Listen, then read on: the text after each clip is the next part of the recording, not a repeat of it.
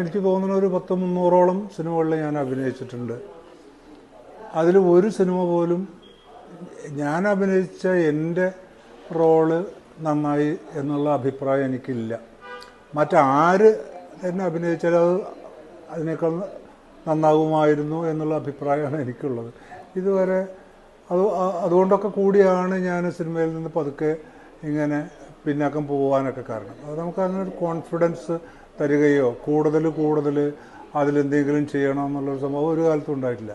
എങ്കിൽ കൂടി തിരഞ്ഞെടുക്കാൻ പറഞ്ഞാൽ ഒറ്റ സിനിമ പോലും എൻ്റെ മനസ്സിൽ ഉണരുന്നില്ല. ഞാൻ ഒരു വെറുതെ പറയുക അല്ലെങ്കിൽ ഒരു ഇതുണ്ടാക്കാൻ വേണ്ടി പറയുന്നതല്ല.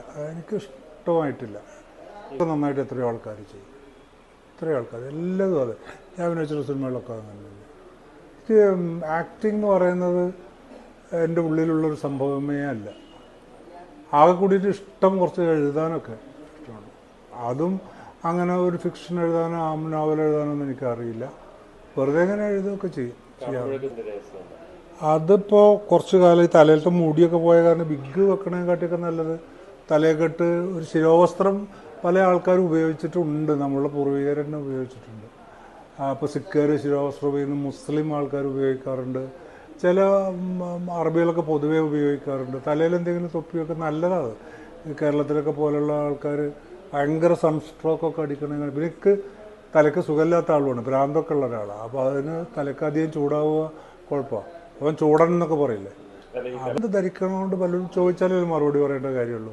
നമ്മളെ പറ്റിയിട്ട് തന്നെ ജനങ്ങളൊക്കെ പലതരം ധാരണകൾ ഉണ്ടാവുമല്ലോ മനുഷ്യന്. അതൊക്കെ നമുക്ക് തിരുത്താൻ പോകേണ്ട കാര്യം എന്തുള്ളൂ? ഒന്നുമില്ല, എനിക്ക് അങ്ങനെ ഒന്നും ഉണ്ടായില്ല. സിനിമ എനിക്ക് സന്തോഷം മാത്രമേ തന്നിട്ടുള്ളൂ. ഇങ്ങനൊരു സംഗതി ഉണ്ട്, അതിൽ കൂടുതൽ പല കാര്യങ്ങളും ചെയ്യേണ്ടതാണെന്നുള്ളൊരു തോന്നലൊന്നും ഉണ്ടായിട്ടില്ല.